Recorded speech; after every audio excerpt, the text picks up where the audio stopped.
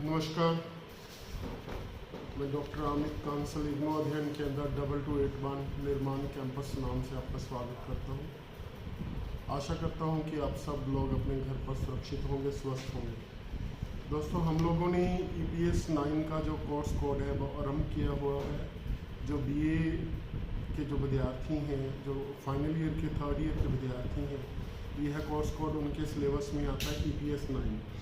तो EPS 9 का जो कोर्स टाइटल है वह है तुलनात्मक सरकार और राजनीति। तो हम उसकी जो यूनिट नंबर है, हम लोग 17 को हमने शुरू किया हुआ है। उसके अधीन हमने कल जो थी कार्यपालिका के बारे में, एग्जीक्यूटिव के बारे में बात की थी, चर्चा की थी। तो दोस्तों, अगर हम साधारण रूप में बात करें तो किसी भी देश के शासन को चलाने के लिए वहाँ कानून बनाना पड़ता है, लागू करना पड़ता है और कानून के अनुसार व्याख्या करनी पड़ती है। तो यह काम क्रमशः जो है विधान पालिका द्वारा कानून बनाया जाता है, कार्यपालिका द्वारा लागू किया जाता है और न्यायपालिका द्वारा उस कानून के अनुसार न्याय किया जाता है और व्याख्या किया जाता है। तो कल हमने विस्तार से कार्यपालिका की चर्चा की थी। और सरकार का एक महत्वपूर्ण अंग है। विभिन्न देशों में किस प्रकार का गठन है, किस प्रकार का उसका स्वरूप है, किस प्रकार के कार्य उसके द्वारा किए जाते हैं, वो हमने विस्तार से उसकी चर्चा की थी। आज के इस काउंसलिंग सेशन में हम जो सरकार के दो अन्य अंग है, विधान पालिका और न्यायपालिका, दोनों के बारे में विस्तार से चर्चा करेंगे। तो दोनों अंग हम आज इसी यूनिट में एक साथ करने वाले हैं। तो सर्वप्रथम जो विधान पालिका है उसके बारे में हम जो है आरंभ करेंगे। देखो, तुलनात्मक जो राजनीति है उसमें केवल हम एक देश की विधान पालिका की बात नहीं करेंगे, बल्कि जो विभिन्न देश हैं उन सभी देशों की जो विधान पालिकाएं हैं उनका स्वरूप कैसा, उसका संगठन कैसा, उनके कार्य और शक्तियाँ में क्या भिन्नता, उनका तुलनात्मक अध्ययन हम आज जो है इस काउंसलिंग सेशन के अधीन हम करने वाले हैं। तो जो विधान पालिका है उसको सबसे कॉमनली हम संसद के रूप में जानते हैं। तो संसद जो है फ्रांसीसी भाषा पार्ले और लातीनी भाषा पार्ले मेनुनी का से उत्पन्न हुआ है। पार्ले जो है फ्रांस की भाषा है, फ्रांसीसी भाषा है, जबकि जो है अपना पार्लियामेंट वो लातीनी भाषा का शब्द है। तो कानून बनाना जो है विधान पालिका का मुख्य कार्य है, सबसे अहम कार्य है, क्योंकि ये किसी लोगों की प्रतिनिधित्व करती है, जो आम जनता है उसकी प्रतिनिधित्व करती है। इसलिए इसे राष्ट्र का दर्पण भी कहा जाता है, इसे राष्ट्र के दर्पण कहकर पुकारा जाता है। देखो, प्राचीन युग में अगर हम बात करें तो यूनान में डायरेक्ट डेमोक्रेसी थी, प्रत्यक्ष लोकतंत्र था, जिसमें लोगों के जो डायरेक्ट रूप में सभाएं होती थी और वही कानून बनाते थे। लोग खुद कानून बनाते थे, क्योंकि छोटे छोटे नगर राज्य थे, उनकी जो पॉपुलेशन थी बहुत कम थी। लेकिन आज के आधुनिक युग में जब पॉपुलेशन लाखों में ना होकर करोड़ों में है प्रत्येक देश की, चाहे छोटे छोटे देश है उनकी भी बहुत अधिक पॉपुलेशन है, तो ऐसी स्थिति में जो प्रत्यक्ष लोकतंत्र की व्यवस्था वह संभव नहीं है, क्योंकि पॉपुलेशन बहुत ज़्यादा है। तो इसलिए आज जो सबसे लोकप्रिय शासन प्रणाली है दैट इज़ डेमोक्रेसी, लोकतंत्र है, जिसे हम जनता के चुने हुए जो प्रतिनिधि हैं, निर्वाचित उम्मीदवार होते हैं या इलेक्टेड कैंडिडेट्स होते हैं, उनके माध्यम से चलाते हैं। तो कहने का अर्थ है कि जो आज की विधायिका है, विधान पालिका है, वे लोकतंत्रीय शासन प्रणालियों के होने के कारण उसमें जनता के चुने हुए प्रतिनिधि होते हैं, जिनका चुनाव एक निश्चित समय के लिए होता है। वह अलग बात है कि उसकी समय अवधि अलग अलग हो सकती है ना। फॉर एग्जांपल हम बात करें कि भारत की जो संसद है उसमें जो प्रतिनिधि हैं, लोकसभा के सदस्यों का चुनाव 5 साल के लिए होता है, जबकि राज्यसभा का 6 साल के लिए होता है। उसी प्रकार से अगर हम बात करें तो जो अब हम बात करें इंग्लैंड की, तो वहाँ जो जो लोअर हाउस ऑफ कॉमन है, वहाँ 5 वर्ष के लिए होता है चुनाव। लेकिन जो ऊपर वाला सदन हाउस ऑफ लॉर्ड्स है, उसमें मतलब जो है उसका कार्यकाल क्या है, स्थायी है, मतलब वो निर्वाचित नहीं होते, नॉमिनेटेड होते हैं, इसलिए वो लगातार चलने वाला सदन है। तो कहने का मतलब है कि कहीं भी हम बात करते हैं किसी भी देश की विधायिका की बात करते हैं, वहाँ जो विधान पालिका है वह जनता के प्रतिनिधियों का जो है रिप्रेजेंटेशन करती है, जनता के इलेक्टेड जो है मेंबर होते हैं। दूसरी बात अगर हम बात करें तो कई जो विधान पालिकाएं हैं वहाँ पर आरक्षण की व्यवस्था होती है ना। आरक्षण की व्यवस्था क्यों होती है? आरक्षण इसलिए होता है कि जो कुछ वर्ग ऐसे रह जाते हैं जिनके लिए जिन्हें उचित प्रतिनिधित्व नहीं मिल पाता, तो इसलिए आरक्षण की व्यवस्था होती है। उदाहरण के लिए कि भारत में हम बात करें अनुसूचित जाति और जनजाति के जो उम्मीदवार हैं, तो लोकसभा में आई थिंक 79 जो है एससी कैटेगरी से जो लोग हैं उनके लिए स्थान आरक्षित हैं, जबकि एसटी जो कैटेगरी है जिसे हम अनुसूचित कबीला बोलते हैं, शेड्यूल्ड ट्राइब बोलते हैं, उसके उम्मीदवारों के लिए 40 स्थान आरक्षित हैं। तो उसी प्रकार से 2 स्थान लोकसभा में एंग्लो इंडियन जाति के लिए नामजद किए जा सकते हैं राष्ट्रपति द्वारा। तो सेम कंडीशन ऐसी है कि जो अपना राज्यसभा है वहाँ पर भी राष्ट्रपति जो विभिन्न क्षेत्रों में जैसे कला, साहित्य, विज्ञान, समाज सेवा क्षेत्र में प्रसिद्धि प्राप्त करने वाले लोगों को जो है वहाँ नॉमिनेट कर सकते हैं, नामजद कर सकता है। तो कहने का अर्थ है कि किसी विशेष समुदाय को, किसी विशेष वर्ग को प्रतिनिधित्व अगर नहीं प्राप्त होता तो उसके लिए स्थान आरक्षित रखे जा सकते हैं, जैसा कि भारत में हमने बात की। लेकिन ज़्यादातर जो प्रतिनिधि हैं वो जनता द्वारा निर्वाचित होते हैं, और विधान पालिका जो है जनमत का प्रतिबिंब है, जनमत को प्रदर्शित करती है, जनमत का प्रतिबिंब है। तो लोकतंत्रीय राज्यों में जो कार्यपालिका ऐसे व्यक्ति समूह पर भरोसा करती है जो जनता, जो उनकी राय में जनता की इच्छा को व्यक्त कर सकते हैं। तो हम बात करेंगे विधायिका के गठन की। विधायिका के गठन की जो गठन है वह 2 आधारों पर हो सकते हैं। कई राज्यों में जो है 1 सदनीय विधान पालिकाएँ हैं और कई राज्यों में 2 सदनीय विधान पालिकाएँ हैं, है ना। तो दोनों के बारे में हम बात करेंगे। तो 1 सदनीय जो विधान पालिका है वो किन किन राज्यों में है, सर्वप्रथम हम उनकी बात कर लें। आप उनको याद रखिए, वो है न्यूजीलैंड, कुछ का नाम मैं बोल रहा हूँ, चाइना है ना, डेनमार्क है और फिनलैंड है, जिन्हें हम स्वीडन कंट्रीज बोलते हैं। डेनमार्क, फिनलैंड और न्यूजीलैंड और चाइना इसकी सर्वश्रेष्ठ उदाहरण है। यहाँ सिर्फ 1 सदनीय विधान पालिका है। और जहाँ 2 सदनीय विधान पालिका हम बात करें, हम बात कर सकते हैं जितने भी संघात्मक शासन प्रणाली है वहाँ 2 सदनीय होती हैं। जैसे कि हम बात करें भारत की, यूएस की, इंग्लैंड की, इन देशों में 2 सदनीय विधान पालिकाएँ हैं। इसके अलावा हम बात करें फ्रांस की, जर्मनी की, इन देशों में भी 2 सदनीय विधान पालिकाएँ हैं। तो जो गठन है वो 2 आधारों पर ही हो सकता है, कहीं भी मतलब 1 सदनी हो सकती है, जो 2 सदनी। भारत में जो आर्टिकल 79 के अधीन है तो भारत के राष्ट्रपति को भी जो है संसद का एक अभिन्न अंग माना गया है। तो भारत में इस तरह से 3 अंग मान सकते हैं हम जो यहाँ की संसद है, लेकिन सदन 2 ही माने जाते हैं। तो अब जो विश्व की कुछ इम्पोर्टेंट और महत्वपूर्ण जो हैं संसदें हैं, विधान पालिका, क्या हम उनके नामों के बारे में चर्चा करें? तो सर्वप्रथम बात करते हैं यूएस की। यूएस में यूनाइटेड स्टेट ऑफ अमेरिका में 2 सदनीय विधान पालिका जिसे हम कांग्रेस बोलते हैं। तो दोस्तों एक बात ध्यान रखिए कि कांग्रेस अपने भारत में भारतीय राष्ट्रीय कांग्रेस एक पार्टी का नाम है, लेकिन यूएस में कांग्रेस वहाँ की विधान पालिका का नाम है, केंद्रीय विधान पालिका का नाम है। तो कांग्रेस के 2 सदन हैं। जो निम्न सदन है हम उसको क्या बोलते हैं?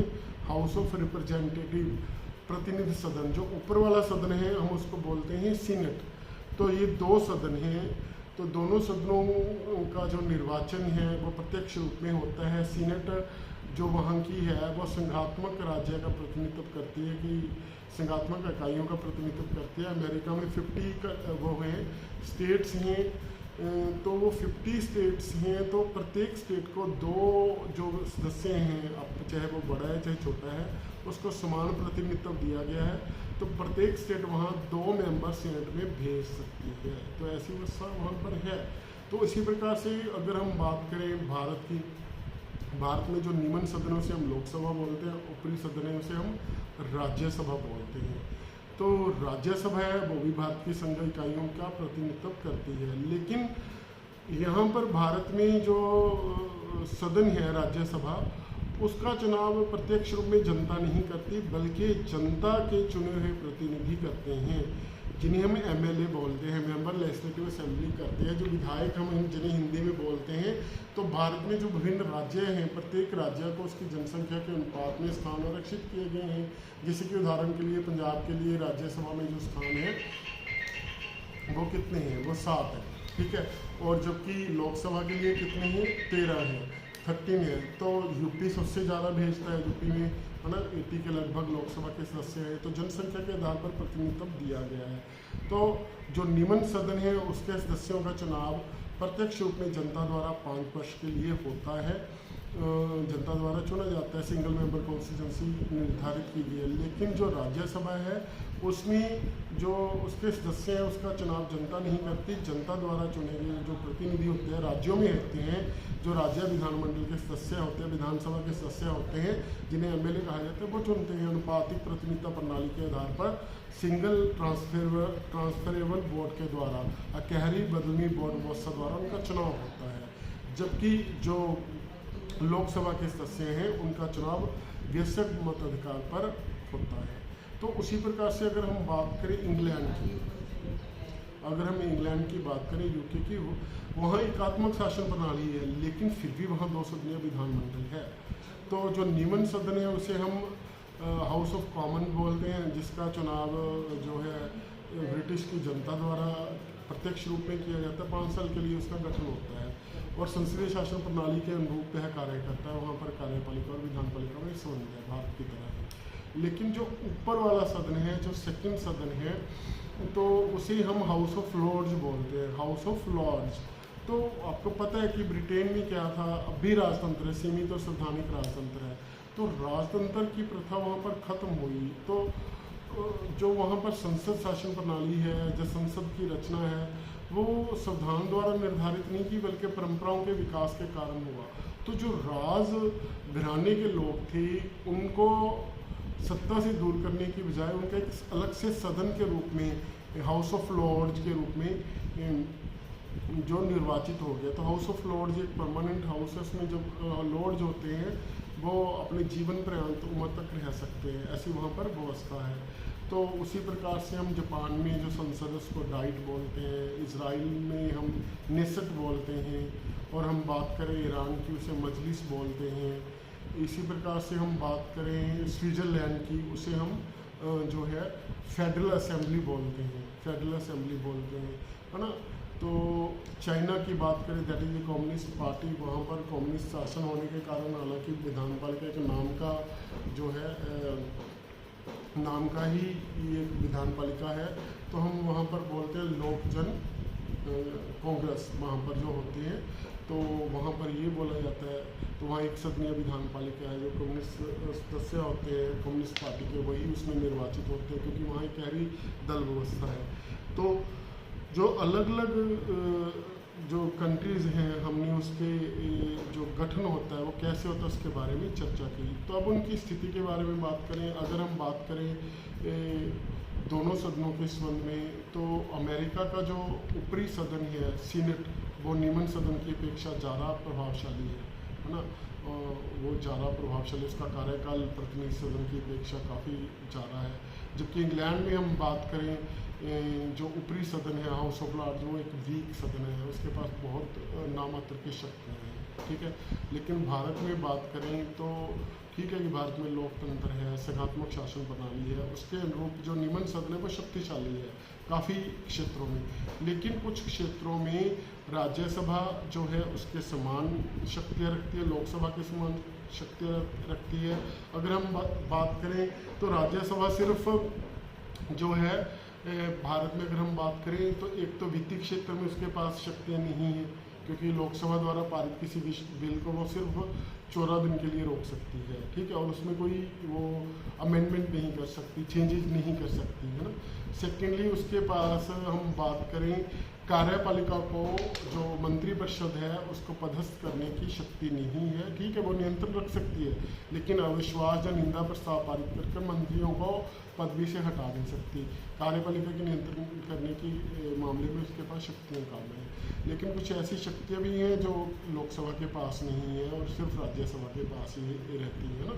तो जैसे कि हम बात करें आर्टिकल 249 की, तो राज्यसभा जो राज्य सूची में अंकित किसी भी विषय को राष्ट्रीय महत्व का घोषित कर सकती है और उस पर कानून बनाने का अधिकार जो है केंद्रीय संसद को मिल सकता है, या उसकी एक जो है एक्सक्लूसिव पावर है। ठीक है, तो कई बार क्या होता है कि हिंदी का शब्द एकदम से दिमाग में नहीं है, तो उसके लिए मैं क्षमा चाहूँगा। तो इस प्रकार से तो प्रत्येक देश में जो है विधान पालिका है, उसका गठन हुआ है, उसकी शक्तियाँ कैसी हैं वो भिन्न है। ठीक है, किसी के जो है जैसे चाइना में जो एक सदनीय वहाँ की विधान पालिका है उसके पास सारी ही शक्तियाँ हैं, क्योंकि कम्युनिस्ट पार्टी के लीडर है, एक ही दल की सरकार है, तो वो काफ़ी शक्तिशाली है। उसी प्रकार से हम बात करें कि जो ब्रिटेन की पार्लियामेंट है उसे हम प्रभुसत्ता संपन्न बोलते हैं, पूर्ण प्रभुसत्ता संपन्न, क्योंकि पहली बात तो वहाँ पर जो है संघात्मक सरकार नहीं है, जिसके कारण राज्य अलग से अस्तित्व में नहीं है। सारी शक्तियों सब विषयों पर कानून बनाने का अधिकार जो वहाँ की संसद है उसके पास है। ठीक है, दूसरी बात हम बात करें कि वहाँ पर जो न्यायपालिका है उसके पास न्यायिक पुनर्निरीक्षण का अधिकार नहीं है, जिसके अधीन न्यायिक पुनर्निरीक्षण की शक्ति न्यायपालिका की वह शक्ति है जिसके द्वारा जो है न्यायपालिका संसद द्वारा पारित किसी भी कानून को रद्द कर सकती है। ठीक है, या फिर कार्यपालिका के किसी आदेश को रद्द कर सकती है अगर वह संविधान का उल्लंघन करता हो, तो वहाँ पर ऐसी शक्ति जो है वहाँ की न्यायपालिका के पास नहीं है। दूसरी बात क्या कि ब्रिटेन में जो संविधान है वहाँ बहुत लचकीला है, वहाँ संवैधानिक कानून और साधारण कानून में कोई अंतर नहीं किया जाता। तो ब्रिटेन की संसद जो है वो किसी भी कानून को बना सकती है और किसी भी कानून में साधारण बहुमत द्वारा जो है परिवर्तन कर सकती है। तो कहने का अर्थ है कि वहाँ कोई लिखित संविधान नहीं है, तो जितने भी कानून बने हुए हैं वो संसद द्वारा समय समय पर पारित किए गए हैं। तो संसद क्या है, वहाँ प्रभुसत्ता संपन्न है पूरी तरह से। लेकिन अगर हम अमेरिका और भारत की बात करें तो वहाँ पर संसद की शक्तियों पर प्रतिबंध है।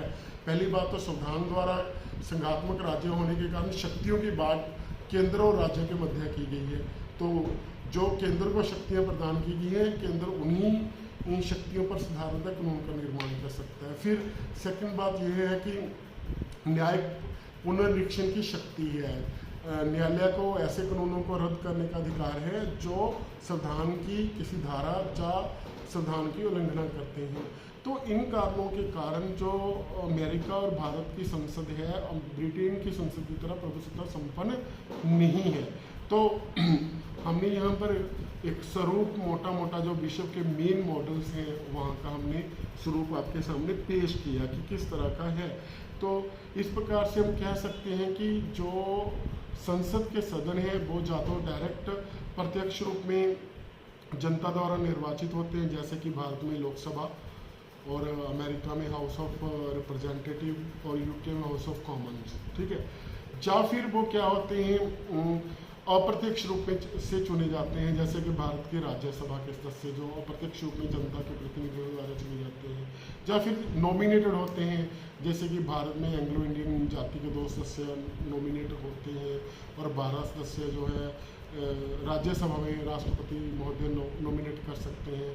और जब लॉर्ड सदन वहाँ तो पूरी की पूरी नॉमिनेशन ही होती है, पूरी की पूरी नॉमिनेशन होती है, मंत्रिपरिषद द्वारा नॉमिनेशन की जा सकती है और इस संबंधी जो रिकमेंडेशन वहाँ के सम्राट या रानी को दी जाती है उसके अकॉर्डिंगली जो हाउस ऑफ लॉर्ड्स है वहाँ पर उसके सदस्य नए लॉर्ड्स नियुक्त किए जा सकते हैं, जितने मर्जी लॉर्ड्स वहाँ नियुक्त किए जा सकते हैं। तो 3 तरह से जो है इनका गठन होता है। तो ज़्यादातर राज्यों में निर्वाचित ही होते हैं प्रतिनिधि। ठीक है, तो दूसरी बात है कि कई राज्यों में जो है इकहरी विधान पालिका है, 1 सदनीय है, कई में 2 सदनीय अधिकतर उन राज्यों में जहाँ संघीय शासन प्रणाली को अपनाया गया ताकि राज्य और केंद्र में जो है संतुलन रह सके, इसलिए इस तरह का गठन किया जाता है। फिर अब हम बात करेंगे विधायिका के कार्य। द फंक्शंस ऑफ द जो लेजिस्लेटिव असेंबली है, लेजिस्लेचर है, जिसे हम संसद बोलते हैं, उसके क्या कार्य हैं। अभी हमने बात की है कि जो विश्व की सबसे शक्तिशाली हम बोल सकते हैं वो प्रभुसत्ता संपन्न संसद हम ब्रिटेन की पार्लियामेंट को बोल सकते हैं। उसके पीछे क्या कारण थे वो पहले ही मैं आपको बता चुका हूँ। जबकि जो अमेरिका की वहाँ की जो कांग्रेस है, जिसे हम कांग्रेस बोलते हैं, वह शक्तिशाली है, पर उस पर क्या है, वहाँ अमेरिका में क्या है, मॉन्टेस्क्यू का जो डिवीजन ऑफ पावर्स का सिद्धांत है, बैलेंस ऑफ पावर्स का सिद्धांत है, शक्तियों के पृथक्करण और शक्तियों के बीच संतुलन का सिद्धांत, उसके कारण जो है संसद की जो कांग्रेस की स्थिति है ब्रिटिश की संसद के मुकाबले थोड़ी कम है, और न्यायिक पुनरीक्षण की शक्ति न्यायपालिका के पास है ना, और संविधान का अस्तित्व है वहाँ पर। तो अब हम बात करेंगे कि जो उसके कार्य हैं वो कौन कौन से हैं। देखिए, विधायिका का सर्वप्रथम कार्य है विधान का निर्माण करना। क्या काम करना? विधान का निर्माण करना, कानून का निर्माण करना। देखो, यहाँ पर संघात्मक शासन प्रणाली नहीं होती तो सारी शक्ति केंद्र सरकार के पास होती है, जैसे कि ब्रिटेन में या चाइना में, तो वो किसी प्रकार के कानून का निर्माण करने में स्वतंत्र है, ठीक है। लेकिन जहाँ शक्तियों की बांट की गई होती है तो उस वहाँ पर जो विधान पालिका है, केंद्रीय संसद है, कांग्रेस जैसे अमेरिका में है, वहाँ सिर्फ उन शक्तियों के संबंध में वो कानून बना सकती है जो संविधान द्वारा उसे प्रदत्त की गई हैं, केंद्र को प्रदत्त की गई हैं, ठीक है। तो ये उस पर एक रोक रहती है। दूसरी बात है जो है हम बात कर सकते हैं नियुक्तियों की। जो विधान पालिका है उसके पास जो है बहुत सारी नियुक्तियों का अधिकार है, जब उन नियुक्तियों का अनुमोदन करने का अधिकार है, हम ये बोल सकते हैं। उदाहरण के लिए अपने देश में ही अगर हम बात करें तो प्रधानमंत्री और उसके मंत्रियों का जो है हम बात करें नियुक्ति राष्ट्रपति करता है, लेकिन वो अपनी पदवी पर तब तक विराजमान रह सकते हैं जब तक उसे संसद के नियमन सदन लोकसभा में बहुमत प्राप्त रहता है, तब तक ही वो रह सकते हैं, क्योंकि संसदीय शासन प्रणाली है। इसी प्रकार की स्थिति वहाँ पर रहती है। तो कहने का मतलब क्या है कि विभिन्न जो वो देश हैं वहाँ पर जो मंत्रियों का अनुमोदन, चयन का अनुमोदन किया जाता है, वो कई जगह पर विधान पालिका द्वारा किया जाता है। उदाहरण के लिए अमेरिका में राष्ट्रपति द्वारा सभी मंत्रियों, जिन्हें सचिव कहा जाता है, सेक्रेटरीज कहा जाता है, जो विभिन्न विभागों के मुखिया होते हैं, उनका अनुमोदन सीनेट द्वारा होता है। तो वहाँ अधिक्षात्मक शासन प्रणाली है, ठीक है। भारत में तो नियंत्रण रखती है जो संसद है अपने मंत्रियों पर, प्रधानमंत्री पर, और इंग्लैंड में भी ऐसा होता है। लेकिन अमेरिका में अध्यक्षात्मक शासन प्रणाली होने के कारण जो वहाँ का राष्ट्रपति है वो विधान पालिका का हिस्सा नहीं होता, ठीक है। परंतु जो राष्ट्रपति द्वारा विभिन्न मंत्री नियुक्त किए जाते हैं, जिसे सेक्रेटरीज बोला जाता है, जो विभिन्न विभागों के मुखिया होते हैं, उनकी जो अनुमति है, अनुमोदन है, वो कांग्रेस के द्वितीय सदन, जिसे हम सीनेट बोलते हैं, उसके द्वारा की जाती है। इसी प्रकार से अगर हम बात करें इजराइल में जो नेसेट है, वहाँ की संसद है, उसके मंत्रिमंडल के सदस्यों की सूची का अनुमोदन वहाँ की जो पार्लियामेंट है, नेसेट है, उसके द्वारा किया जाता है। इसी प्रकार के स्विट्जरलैंड में कल हमने बात की थी, वहाँ बहुल कार्यपालिका है, वहाँ 7 सदस्य जो होती है, फेडरल काउंसिल बोलते हैं उसकी कार्यपालिका को। लेकिन जो फेडरल जो काउंसिल होती है उसमें जो 7 सदस्य जिनको प्रेसिडेंट बोला जाता है, उनका चुनाव कौन करती है? वहाँ की फेडरल असेंबली, जो कि वहाँ की विधान पालिका है।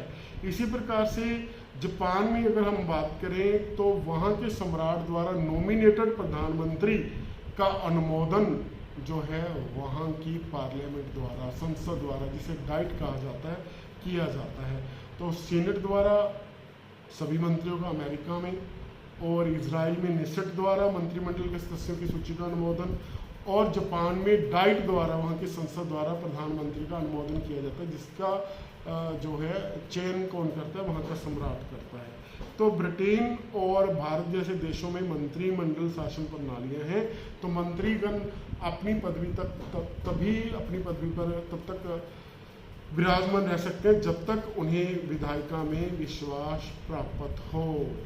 तो इन चीज़ों को हमें ध्यान में रखना चाहिए। फिर हम बात करते हैं कि जो विधायिकाएँ हैं, विधान पालिकाएँ हैं, वो अपने देशों में विभिन्न देशों में अपने पद अधिकारियों का चुनाव करती हैं। जैसे उदाहरण के लिए हम भारत की बात करें तो भारत में जो स्पीकर हैं लोकसभा के या डिप्टी स्पीकर, उनका चयन कौन करती है? लोकसभा। और जो राज्यसभा में डिप्टी स्पीकर हैं उनका चयन कौन करती है? वो जो राज्यसभा है वो करती है। उसी प्रकार से हम बात करें कि जो संसद के दोनों सदन हैं वो राष्ट्रपति और उपराष्ट्रपति के चुनाव में हिस्सा लेते हैं, इलेक्टोरल कॉलेज का हिस्सा होते हैं संसद के दोनों सदन। क्योंकि भारत में जो राष्ट्रपति और उपराष्ट्रपति उनका चुनाव कौन करता है? संसद के दोनों सदनों के चुने हुए सदस्य और राज्य विधानमंडलों के सदस्य उसमें शामिल होते हैं, इलेक्टोरल कॉलेज में शामिल होते हैं। इसी प्रकार से अगर हम बात करें अमेरिका में, तो अमेरिका में अगर राष्ट्रपति के चुनाव में किसी भी उम्मीदवार को जो है स्पष्ट बहुमत ना मिले, जो एक कोटा निर्धारित किया गया है वहाँ पर, तो प्रतिनिधि सभा द्वारा राष्ट्रपति का चुनाव करने का अधिकार है। और साथ ही साथ मैं आपको बता दूं कि संसद द्वारा, जो विधान पालिका द्वारा जिन अधिकारियों का चुनाव किया जाता है, उन अधिकारियों को पदवी से हटाने का अधिकार भी उनके पास रहता है। तो महाभियोग के द्वारा, इम्पीचमेंट द्वारा, जैसे कि भारत में राष्ट्रपति, उपराष्ट्रपति, सुप्रीम कोर्ट के जजेस, हाई कोर्ट के जजेस है ना, इनको जहाँ हम इलेक्शन कमीशन के मेंबर्स को हम बात करें है ना, जहाँ और सेंट्रल लेवल पर बहुत सारे कमीशंस हैं, उन सभी अधिकारियों को अगर वे संविधानानुसार कार्य नहीं करते, दुर्व्यवहार करते, अपने कर्तव्यों का निर्वहन सही ढंग से नहीं करते, तो उनको पदवी से हटाया जा सकता है महाभियोग के द्वारा। इसके लिए प्रॉपर प्रोसेस है, एलिगेशंस का लगाकर कैसे लगने, वो उस विधि को फॉलो करके महाभियोग द्वारा विधायिकाएं इन अधिकारियों को अपने पद से हटा सकती हैं। फिर हम बात करते हैं जो वित्तीय व्यवस्था है, राजकोष पर नियंत्रण किसका रहता है? विधान पालिका का रहता है। तो बजट जो है चाहे वो मंत्रिपरिषद द्वारा पेश किया जाता है, लेकिन उसकी जो अंतिम प्रवानगी है वो संसद द्वारा दी जाती है। जैसे कि भारत में प्रत्येक वर्ष जो है हमारा वार्षिक बजट रखा जाता है लोकसभा में, और वो निश्चित विधि को फॉलो कर उसे पारित किया जाता है।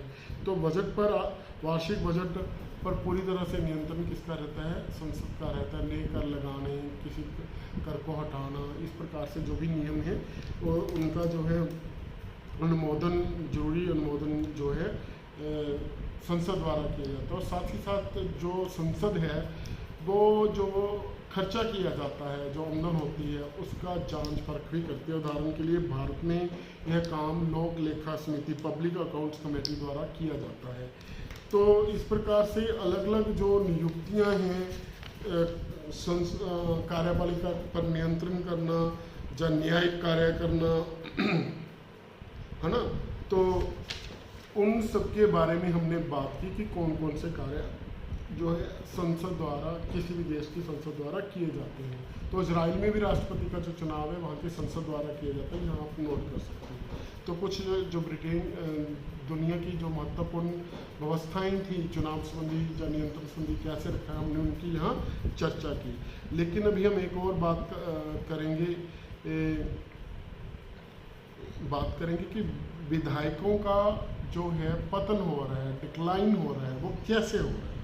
तो देखो, पूरे जहाँ जिन देशों में संसदीय शासन प्रणाली है वहाँ मैं आपको बता दूं कि जो दलीय अनुशासन होता है, तो विधायिका में जो कार्यपालिका है उसको बहुमत रहता है। तो बहुमत रहने के कारण तो जो विधायिका की जो स्थिति है वह कमज़ोर हो गई है। विधायिका की शक्तियाँ किसने छीन ली? कार्यपालिका में। क्योंकि संसदीय शासन प्रणाली में क्या रहता है? कार्यपालिका को विधान पालिका में बहुमत रहता है, और कार्यपालिका मंत्रिपरिषद की इच्छा के बिना वहाँ कोई भी बिल जो है कानून के रूप में पास नहीं हो सकता। ठीक है। और ना ही जो विधान पालिका है वो जल्दी मंत्रिपरिषद को हटा सकती है, क्योंकि मंत्रिपरिषद का बहुमत होता है वहाँ पर। ठीक है। बहुमत ना होने की स्थिति में ही विधान पालिका उसे हटा सकती है। तो संसदीय शासन प्रणाली में जो है मंत्रिमंडल, मंत्रिपरिषद वहाँ अधिक सशक्त बन चुका है, और जो स्पीकर द्वारा उनके सेशन बुलाए जाते हैं वह मंत्रिमंडल की सलाह अनुसार ही बनाया जाता है। उसका कार्यकाज जो होता है, संसदीय कार्य मंत्री होता है और विभिन्न अधिकारी होते हैं, उनकी सलाह अनुसार वो सारा कार्य काम किया जाता है। तो कोई भी जो विधायक है, जो सांसद है वो दलगत अपने दल के अनुशासन से बाहर जाने की सोच भी नहीं सकता, क्योंकि अगर वो ऐसा करता है तो अनुशासन भंग होने के कारण उसकी जो सदस्यता है वह भी रद्द की जा सकती है। तो इसी प्रकार से अगर हम बात करें अध्यक्षात्मक शासन प्रणाली की, जैसे अमेरिका में है, तो वहाँ भी इसी प्रकार की स्थिति है। तो राष्ट्रपति चाहे संसद का सदस्य नहीं है, लेकिन कांग्रेस द्वारा पारित, जो वहाँ की संसद है उसके द्वारा पारित, जब दोनों सदनों द्वारा विधायक पास हो जाता तो वह प्रवानगी के लिए राष्ट्रपति के पास जाता है, और राष्ट्रपति ऐसे विधेयक को रद्द करने का अधिकार रखता है। और राष्ट्रपति किसी विशेष कानून बनाने के लिए कांग्रेस को संदेश भेज सकता है और अपने मित्रों की सहायता से कुछ विधेयक पारित करवा सकता है, क्योंकि जो राष्ट्रपति का चुनाव है वह भी तो दलगत आधारों पर ही तो होता है, दलीय आधारों पर ही तो होता है। और उसमें जो विधान पालिका, उसमें उसके जो दल के सदस्य होते हैं वो काफ़ी होते हैं, ठीक है, और कई बार तो उस दल को बहुमत भी प्राप्त होता है, तो कोई दिक्कत उसको आती नहीं है। तो जबकि फ्रांस जैसे देश में, जैसे कि हमने कल बात की थी, संसदीय व राष्ट्रपति प्रणालियों का मिश्रण है, राष्ट्रपति संसद के भंग करने की सीमा तक भी जा सकता है। भारत में भी राष्ट्रपति को संसद को भंग करने का अधिकार है। और फिर एक बात करें कि जो संसद द्वारा पारित कानून होते हैं उनकी वैधता को परख करने का अधिकार, कि क्या वो संविधान के अनुसार है, क्या वो संविधान की किसी धारा का उल्लंघन तो नहीं करता, उसकी वैधता का जो है निर्धारित करने का अधिकार जो है न्यायपालिका के पास है। न्यायिक पुनर्निरीक्षण की शक्ति के प्रयोग द्वारा न्यायपालिका जो है कानूनों की वैधता को जांच कर सकती है। और लास्ट में अगर हम बात करें कि जो आधुनिक विधान पालिकाएं हैं उसमें दलगत राजनीति की भूमिका है। पार्टी के सर्वोच्च जो नेता हैं उनका अपने जो विधायक होते हैं, सांसद होते हैं, मेंबर ऑफ पार्लियामेंट होते हैं, कांग्रेसमैन होते हैं, उन पर पूरी तरह से जो है पार्टी के जो बड़े सर्वोच्च नेता उनका नियंत्रण रहता है, उनके बाहर वो काम नहीं करते। इसलिए जब जो पार्टी की इच्छा होती है वैसे ही बिल वहाँ रखे जाते हैं और वैसे ही बिल वो वहाँ से पास हो जाते हैं। तो इन बातों के कारण जो विधायिकाओं की शक्ति और प्रतिष्ठा में कमी आई है, और पर फिर भी ये कम अधिक शक्ति के साथ अब भी विभिन्न देशों में काम कर रही है और जो है सरकार का एक अभिन्न अंग है। तो दोस्तों, आज हमने जो अभी फर्स्ट भाग में हमने बात की विधान पालिका का किस प्रकार का गठन है, पूरे विश्व में उनकी कंपैरेटिव स्टडी की, ठीक है, और उनके पास शक्तियाँ कैसे हैं, और आने वाले जो वर्तमान समय उसमें किन कारणों से जो विधान पालिका है उनका जो शक्तियों और सम्मान में कमी आई है, हमने उसकी चर्चा की। अब हम बात करेंगे जो सरकार का तृतीय अंग है जिसे हम न्यायपालिका बोलते हैं, तो जुडिशरी के बारे में अब हम विस्तार से चर्चा करेंगे। तो देखो, न्यायपालिका को अगर हम माने तो सरकार के नियमों का फैसला करने वाली जो विभागों से न्यायपालिका बोलते हैं, जो कानूनों के अनुसार न्याय करती है, और अगर किसी कानून की स्पष्ट व्याख्या की जरूरत है तो न्यायपालिका द्वारा उसकी व्याख्या की जाती है।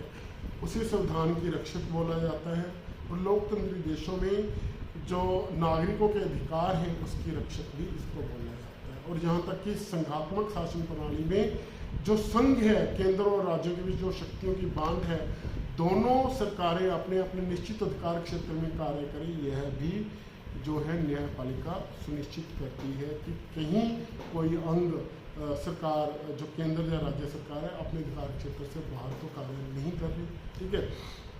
तो अब हम न्यायपालिका के कार्यों के बारे में बात करेंगे। सर्वप्रथम बात करेंगे न्यायपालिका के जो संगठन है वो किस प्रकार के, कि जो न्यायपालिका के जज हैं दे आर नॉमिनेटेड, ठीक है। तो नॉमिनेटेड जो राज्य का प्रमुख होता है उसके द्वारा जो निश्चित विधि है उसको प्रयोग कर उन्हें नॉमिनेट किया जाता है, नामजद किया जाता है। जैसे भारत में सुप्रीम कोर्ट और हाई कोर्ट के जो जज हैं उनको नियुक्त कौन करता है? राष्ट्रपति उनकी नियुक्ति करता है, ठीक है। उसके लिए जो ड्यू प्रोसेस स्थापित किया गया उसकी पालना की जाती है। उसमें चाहे मंत्रिपरिषद की सलाह भी शामिल होती है और भारत के जो मुख्य न्यायाधीश है उसकी सलाह भी शामिल होती है। तो उनको जो है नियुक्त किया जाता है। और कई जगह पर जो चयन प्रक्रिया के द्वारा नियुक्त हो सकते हैं, या फिर न्यायाधीशों का निर्वाचन भी हो सकता है, ऐसी एक बात मतलब है। तो इनका जो मुख्य काम क्या है, न्याय करना। न्यायालयों का प्रमुख कार्य क्या है, न्याय करना।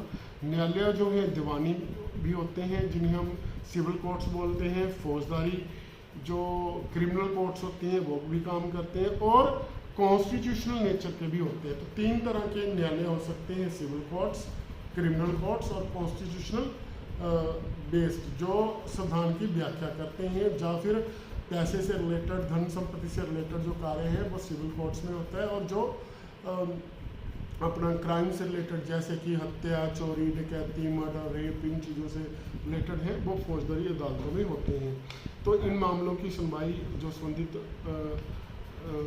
जो है न्यायालय में होते हैं। जिन देशों में लिखित संविधान है, वहाँ संविधान की व्याख्या करने का अधिकार भी न्यायालय के पास रहता है। या फिर हम बात कर सकते हैं, कई बार कानून विधायक पालिका द्वारा पारित कर दिया जाता है, लेकिन वो अस्पष्ट होता है। तो इन कानूनों को जो है अस्पष्टता को ख़त्म कर अदालतें उनकी व्याख्या करती हैं। फिर हम बात करते हैं कि जिन राज्यों में जो संघात्मक सरकारें हैं, यहाँ केंद्र और राज्य में शक्तियों की बांट की गई है। जैसे कि आर्टिकल 246 में भारतीय संविधान में 3 अनुसूचियाँ अंकित की गई हैं, केंद्र सूची, राज्य सूची, और हम बात करते हैं उसको संपत्ति, कंकरेंट लिस्ट, और रेजिड्यूरी पावर्स, और शिष्ट शक्तियाँ दी गई हैं केंद्र को। तो यह तय है कि जो केंद्र और राज्य हैं वो अपनी अपनी शक्तियों का निर्धारित जो शक्तियों ने दी गई है उसके अनुसार कार्य करें। लेकिन अगर कार्य नहीं करते तो जो सर्वोच्च न्यायालय और हाई कोर्ट्स हैं वो एक कंपेयर के रूप में कार्य करते हैं और देखते हैं कि उनकी जो शक्तियों की बांट की गई है उसके अनुसार वो कार्य करें, है ना। और फिर हम बात करते हैं अधिकारों की रक्षा का कार्य करती हैं। जैसे कि भारतीय संविधान की हम बात करें, जहाँ अमेरिका में भी जो है, इंग्लैंड में भी मौलिक अधिकार वहाँ के नागरिकों को दिए गए हैं। अगर मौलिक अधिकारों की उल्लंघना होती है, तो जैसे कि भारतीय व्यवस्था है, तो आर्टिकल 32 और आर्टिकल 226 के अधीन जो है हम संवैधानिक उपचारों का अधिकार हमें मिला हुआ है। तो आर्टिकल 32 के अंदर हम अगर किसी भी नागरिक के मौलिक अधिकारों की रक्षा होती है तो वह सीधे सुप्रीम कोर्ट में जा सकता है। आर्टिकल 226 के अधीन सीधे हाई कोर्ट में कोई भी भारतीय नागरिक शरण ले सकता है। तो अधिकारों की रक्षा करना भी इसका कार्य है, न्यायपालिका का कार्य है। और हम बात करते हैं कि न्यायिक समीक्षा का अधिकार, पावर ऑफ जुडिशियल रिव्यू, जो कि आई थिंक 1803 में अमेरिका के जो प्रमुख न्यायाधीश थे मार्शल, उनकी यह देन है। तो न्यायिक पुनरीक्षण को एक बार फिर से समझ लेते हैं मोटा मोटा, क्योंकि पहले हम विधान पालिका का जब टॉपिक किया था तब हमने समझा था।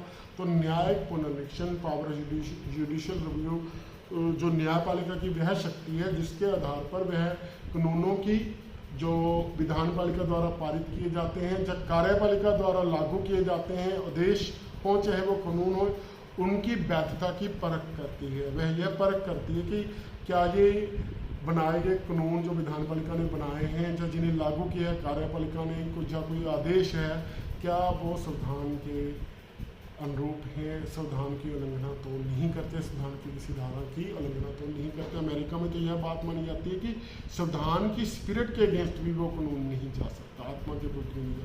तो अमेरिका में जो न्याय पुनरीक्षण की शक्ति है वहाँ की सुप्रीम कोर्ट के पास, वो काफ़ी व्यापक है भारत की अपेक्षा।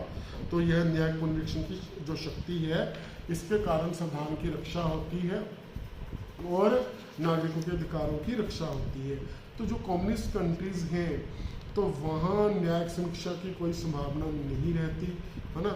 उसी प्रकार से स्विट्ज़रलैंड में भी जो वहाँ की सुप्रीम कोर्ट है, जिसे हम वहाँ फेडरल ट्रिब्यूनल कहते हैं, उसके पास भी न्यायिक समीक्षा की शक्ति रहती है। लेकिन ब्रिटेन में जो संसद है वह प्रभुसत्ता संपन्न है। ब्रिटेन में जो हाउस ऑफ लॉर्ड्स है वहाँ का सर्वोच्च न्यायालय भी माना जाता है, उसके पास न्यायिक पुनरीक्षण की शक्ति नहीं है। तो कम्युनिस्ट पार्टी, जहाँ कम्युनिस्ट देश हैं जैसे कि चाइना में, तो वहाँ पर तो सब कुछ कम्युनिस्ट पार्टी है, जो उसने सोच लिया वही सब कुछ सही है, तो वहाँ ऐसी व्यवस्था नहीं है। तो उसके अलावा न्यायिक सक्रियता की बात करते हैं, जुडिशियल एक्टिविज्म। अगर जुडिशियल एक्टिविज्म क्या है कि अगर कार्यपालिका और विधान पालिका कहीं सुस्त हैं, अगर वो अपने इन कर्तव्यों का निर्वहन नहीं कर रहे हैं, तो जो न्यायपालिका है वह उनके अधिकार क्षेत्र में जाकर किसी विषय संबंधी निर्देश जारी कर सकती है, जब खुद कार्य कर सकती हैं। जैसे कि भारत में हम बात करें ताजमहल के वातावरण से बचाने के लिए जो सड़कें हैं वहाँ पर पेड़ों की कटाई को रोकने के लिए, पेड़ लगाने के लिए, प्रदूषण को रोकने के लिए, और अमेरिका में भी गर्भपात को रोकने के लिए बहुत सारे विषयों पर हैं जो न्यायपालिका द्वारा स्वतः आदेश दिए जाते हैं और सक्रियता दिखाते हुए जन कल्याण के लिए जो है सरकार को आदेश दिए जाते हैं। तो ये न्यायिक सक्रियता हम बोलते हैं।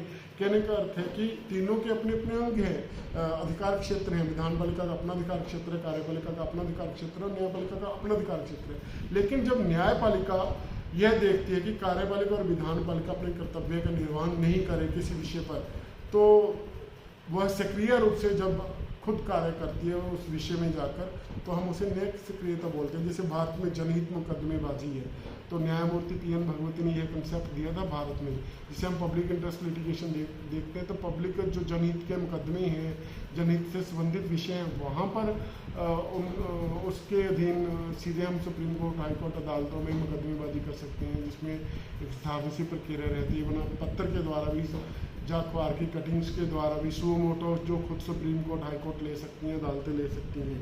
ठीक है, इस प्रकार की जो कार्य करते हैं।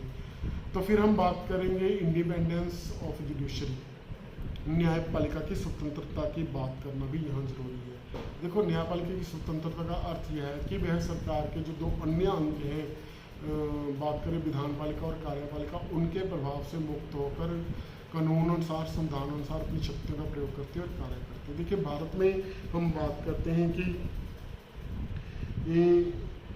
जो नामजद होते हैं, नियुक्त न्यायाधीश होते हैं, उनको उनके कार्यकाल से पहले हटाया नहीं जा सकता। उसके लिए महाभियोग का इम्पीचमेंट का जो प्रोसेस है काफ़ी बड़ा है, और उनकी निश्चित आयु तक नियुक्ति होती है, उनके वेतन भत्ते घटाए नहीं जा सकते। वो किस लिए किया गया? वो इसलिए किया गया कि जो न्यायपालिका है वह स्वतंत्र रूप से निष्पक्ष रहकर कार्य करे। लेकिन कुछ देशों में, जैसे हम बात करें कि स्विट्ज़रलैंड में है, अमेरिका में है, वहाँ कुछ जो हैं देश में न्यायाधीश निर्वाचित होते हैं। वहाँ क्या होता है, स्विट्ज़रलैंड और अमेरिका में जो न्यायाधीश है वो निर्वाचित होते हैं। लेकिन अधिकतर देशों में जो न्यायपालिका के अधिकारी हैं, जज हैं, न्यायाधीश हैं, वो कार्यपालिका द्वारा नियुक्त किए जाते हैं। लेकिन उनको स्वतंत्र रखने के लिए, निष्पक्ष रखने के लिए, कार्यपालिका और विधानपालिका के नियंत्रण से मुक्त रखने के लिए अलग अलग व्यवस्थाएं की जाती हैं, जिससे कि वो संविधान और कानून अनुसार कार्य करें। जैसे कि मैंने अभी भारत की एग्जाम्पल दी कि जो भारत के न्यायाधीश हैं उनका जो वेतन है वो फिक्स है, जो भत्ते हैं उनके कार्यकाल के दौरान घटाए नहीं जा सकते, उनको हटाने की जो विधि है बहुत मुश्किल है, महाभियोग द्वारा इन्हें हटाया जा सकता है। ये सारा कुछ इसलिए रखा गया है कि वो कार्यपालिका और विधानपालिका के नियंत्रण से मुक्त होकर कार्य करें और अपनी योग्यता के अनुसार न्याय कर सके, संविधान के अनुसार न्याय कर सके। और साथ ही साथ जो न्यायालय उनको परामर्श देने का कार्य भी है। तो भारत में राष्ट्रपति हैं जो सुप्रीम कोर्ट से जो है सलाह ले सकते हैं। अमेरिका में भी ऐसा जो है सलाह लेने का अधिकार जो है वहाँ की कार्यपालिका को है। साथ ही साथ भारत में जो है रिकॉर्ड ऑफ कोर्ट के रूप में हमारे सुप्रीम कोर्ट और हाई कोर्ट को मान्यता प्राप्त है। लेकिन अमेरिका में ऐसा जो है कोर्ट ऑफ रिकॉर्ड का दर्जा वहाँ की न्यायपालिका को नहीं है।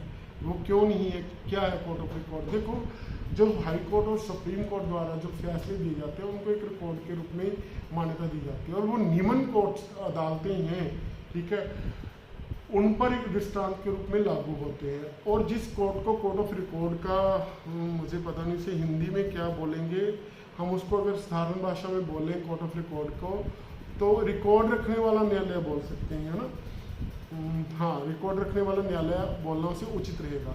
तो रिकॉर्ड रखने वाले न्यायालय के रूप में जिसे दर्जा प्राप्त होता है, अगर उस कोर्ट के जो फैसले हैं उसकी अवमानना होती है या कोई आलोचना करता है, तो उसे court of contempt of court माना जाता है, उसे कोर्ट की अवमानना माना जाता है।